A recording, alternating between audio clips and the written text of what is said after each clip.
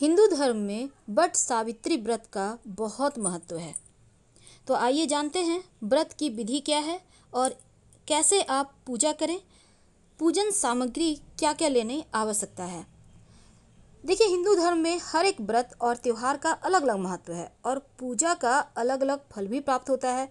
ऐसे में व्रत त्योहारों में से एक है वट सावित्री व्रत और इस व्रत में सुहागिन महिलाएं अपने पति की लंबी उम्र की कामना से निर्जला व्रत रखती हैं और बरगद के वृक्ष की पूजा करके ईश्वर से पति की लंबी उम्र का आशीर्वाद प्राप्त करती हैं।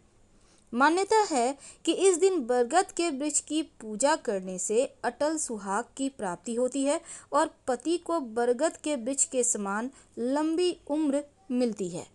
और बरगद के नीचे जब आप जल अर्पित करती हैं, जो महिलाएं हैं, तो वहाँ पर बटकेश्वर महादेव विराजते हैं। अब बटकेश्वर महादेव पर जब आप जल अर्पित कर देती हैं तो फिर वहाँ पर आपकी तमाम मनोरथ पूरी होती ही होती है। तो इस बार ज्येष्ठ अमावस्या तिथि के दिन ये व्रत हर बार रखा जाता है और अगर हम ज्योतिष की माने तो इस बार व्रत के दिन अमावस्या तिथि के दिन ग्रहण भी लग रहा है, सूर्य ग्रहण।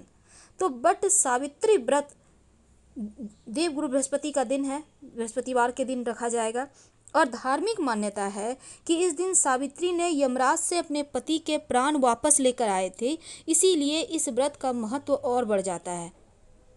तो व्रत का शुभ मुहूर्त क्या है, हालांकि हम डिस्क्रिप्शन में डिटेल से जानकारी देंगे, लेकिन अभी थोड़ा सा जान लें। अमावस्या तिथि का प्रारंभ होगा 9 जून 2021 की दोपहर 1:57 पर और अमावस्या तिथि समाप्त होगा 10 जून 2021 की शाम 4:22 तक। अब उदया तिथि अमावस्या की 10 जून को हो रहा है, इसीलिए यह व्रत और पूजन 10 जून को करना ही शुभ रहेगा। तो इस दिन कैसे करेंगी सुहागिन महिलाएं इस दिन पूजा पाठ। देखिए, सबसे पहले तो इस दिन सुबह जल्दी उठकर स्नान वगैरह कर लें। अब स्नान करने के बाद व्रत का संकल्प लें। अब 16 श्रृंगार करें। आपके विवाह में आपने जितने भी वस्त्र आभूषण पहने हैं, दुपट्टा चुनरी वगैरह जरूर ले लीजिए, नथ टीका सब पहनिए। अब फिर आप व्रत का संकल्प जरूर ले लीजिएगा। इसके बाद सूर्योदय से सूर्यास्त तक अमावस्या जब तक है, जैसे कि 4 बजे तक अमावस्या है, तो आपको अपनी सुविधा अनुसार विधिवत बरगद के पेड़ का पूजन करना है और पूजन में 24 बरगद के फल, 24 पूरियां अपने आंचल में रखकर वट वृक्ष का पूजन किया जाता है और पूजा में 12 पूरियां और 12 बरगद के फल को हाथ में लेकर वट वृक्ष पर अर्पित करें। इसके बाद 1 लोटा शुद्ध जल अर्पित करें। फिर वृक्ष पर हल्दी, रोली और अक्षत से स्वस्तिक बनाकर पूजन करें। धूप दीप दान करने के बाद कच्चे सूत को लपेटते हुए 12 बार बरगद के पेड़ की परिक्रमा करें और एक परिक्रमा के बाद 1 चने का दाना भी छोड़ते रहें। फिर 12 कच्चे धागे वाली माला वृक्ष पर अर्पित करें और दूसरी खुद पहन लें। शाम को व्रत खोलने से पहले 11 चने दाने और वट वृक्ष का लाल रंग की कली को पानी में गिलकर अपना व्रत खोलें। लेकिन व्रत खोलने के पहले आपको जो पंखा है या वट वृक्ष का पत्ता ही आपने यूज किया है, वैसे बांस के पंखे का यूज होता है, तो उससे अपने पति को हवा करें और उनको पैर छूकर प्रणाम करें, प्रसाद दें, फिर आप व्रत खोलिएगा। जो पूजन की सामग्री है उसमें आपको लेना है कच्चा सूत या फिर लाल मौली धागा ले लीजिए। आपको चाहिए होगा बांस का पंखा, एक डलिया और इसके साथ ही बरगद, अगर आप घर में करना चाहते हैं तो बरगद के वृक्ष की एक छोटी सी डाली मंगवा सकते हैं। और फिर आपको चाहिए होगा भिगोया हुआ चना, यहाँ पर चना का ज़्यादा महत्व है। और इसके साथ ही मिट्टी का दीपक, पान का पत्ता, कलश, बांस का पंखा, धूप अगरबत्ती, फल और इसमें जो भी मिल जाए। पूजा में कुछ मीठा पकवान भी होता है तो लड्डू वगैरह ले सकते हैं। अक्षत, हल्दी, रोली, सिंदूर, लाल कपड़ा और 16 श्रृंगार की वस्तु, तो ये चीज़ें आपको चाहिए होगी पूजा के लिए। अब बरगद के वृक्ष में आपको सबसे पहले तो जाना है, पूरा रेडी हो लें। अब जाइए और जाकर बरगद के वृक्ष में जल अर्पित करें और फिर पुष्प अर्पित करें, अक्षत, फल और मिठाई अर्पित करें। अब बरगद के वृक्ष में आटे और गुड़ के पुए चढ़ाए जाते हैं। अगर आपने बनाया है तो अच्छी बात, और नहीं तो आप इसमें लड्डू भी अर्पित कर सकते हैं। अब अर्पित करने के बाद, चूँकि यहाँ पर आटे और गुड़ से बने हुए पुए का ज़्यादा महत्व है, तो आप अगर पुआ बना लें तो ज़्यादा अच्छा रहेगा। हाथ में चना, जो भिगोया हुआ चना है, इसको लेकर आपको कथा पढ़ना या सुनना है। लेकिन जब आप कथा पढ़ सुन लेंगी, इसके बाद बरगद के वृक्ष की आप कोमल और भीगे हुए जो कोपल है, यानी कि बरगद के वृक्ष की जो पत्ते हैं उसको और भीगे हुए चने को निगल कर उपवास समाप्त करना होता है।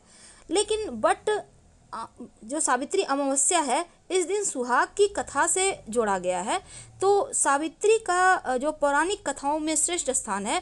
इसीलिए कहा जाता है कि सावित्री अपने पति सत्यवान के प्राण यमराज से वापस लाई थी, और इस व्रत में महिलाएं सावित्री के समान अपने पति की दीर्घायु की कामना तीनों देवताओं से करती हैं, ताकि उनके पति को सुख समृद्धि, अच्छा स्वास्थ्य और दीर्घायु प्राप्त हो। तो मान्यता है कि इस व्रत को श्रद्धापूर्वक करने से, वट वृक्ष की पूजा करने से स्त्रियों को अटल सुहाग प्राप्त होता है, घर में सुख समृद्धि आती है। तो हिंदू धर्म में वट वृक्ष को पूजनीय माना गया है, और शास्त्रों में कहा जाता है कि बरगद के पेड़ में ब्रह्मा, विष्णु और शिव जी तीनों ही देवताओं का वास होता है। इसीलिए बरगद के पेड़ की आराधना और परिक्रमा करने का विधान है, ताकि सुख सौभाग्य की प्राप्ति हो। और बरगद के पेड़ की पूजा करने से तीनों ही देवता की एक साथ पूजा हो जाती है। आइए जानते हैं कथा। प्रेम से सुनिएगा, हाथ में भिगोया हुआ चना लेके। कथा के अनुसार भद्र देश में एक राजा थे, जिनका नाम अश्वपति था। भद्र देश के राजा अश्वपति की कोई संतान न थी। उन्होंने संतान की प्राप्ति के लिए मंत्रोच्चारण के साथ प्रतिदिन 1,00,000 आहुतियाँ दी। 18 वर्षों तक वह ऐसा ही करते रहे। इसके बाद सावित्री देवी ने प्रकट होकर वर दिया कि राजन, तुझे एक तेजस्वी कन्या पैदा होगी। सावित्री देवी की कृपा से जन्म लेने के कारण कन्या का नाम सावित्री रखा गया। कन्या जब बड़ी हुई, तब उसके योग्य वर न मिल पाने से उसके पिता अत्यंत दुखी थे, और उन्होंने सावित्री को स्वयं वर चयन करने को भेजा। तब सत्यवान को देखकर सावित्री ने पति के रूप में उनका वरण किया। ऋषिराज नारद को जब यह बात पता चली, तब उन्होंने कहा कि सत्यवान अल्पायु है और 1 वर्ष के बाद ही उसकी मृत्यु हो जाएगी। अब ऋषिराज नारद की बात सुनकर सावित्री ने सत्यवान के पिता से कहा कि पिताजी, आर्य कन्याएं अपने पति का एक बार ही वरण करती हैं, और राजा एक बार ही आज्ञा देता है, और पंडित भी एक बार ही प्रतिज्ञा करता है, और कन्यादान भी एक बार ही किया जाता है। तो सावित्री हट करने लगी और बोली, मैं सत्यवान से ही विवाह करूंगी। नारद मुनि ने सावित्री को पहले ही सत्यवान की मृत्यु के दिन के बारे में बता दिया था। इसीलिए वह दिन जैसे जैसे करीब आने लगा, सावित्री अधीर होने लगी। उन्होंने 3 दिन पहले से ही उपवास करना शुरू कर दिया। सावित्री ने नारद मुनि के द्वारा कथित निश्चित तिथि पर पितरों का पूजन किया। हर दिन की तरह सत्यवान उस दिन भी लकड़ी काटने जंगल में चले गए, और साथ में सावित्री भी गई। जंगल में पहुंचकर सत्यवान लकड़ी काटने के लिए पेड़ पर चढ़ गए। तभी उनके सिर में तेज दर्द होने लगा।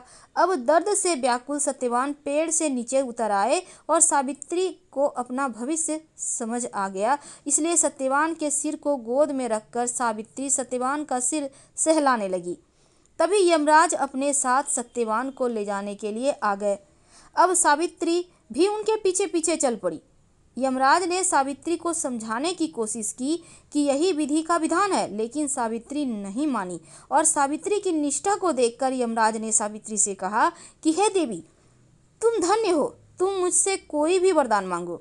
सावित्री ने कहा, मेरे सास ससुर वनवासी हैं और अंधे हैं, उन्हें आप दिव्य ज्योति प्रदान करें। यमराज ने कहा, ऐसा ही होगा, जाओ अब लौट जाओ।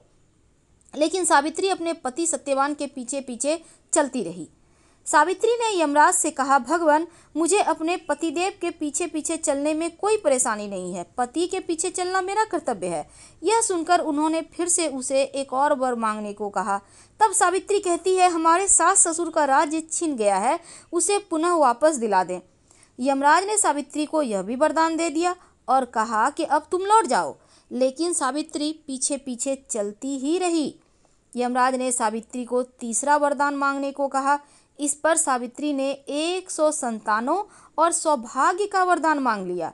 अब यमराज ने इसका वरदान भी सावित्री को दे दिया। सावित्री ने यमराज से कहा कि प्रभु, मैं एक पतिव्रता पत्नी हूँ और मुझे पुत्रवती होने का आशीर्वाद दिया है आप। अब यह सुनकर यमराज को सत्यवान के प्राण छोड़ने पड़े और यमराज अंतर्ध्यान हो गए।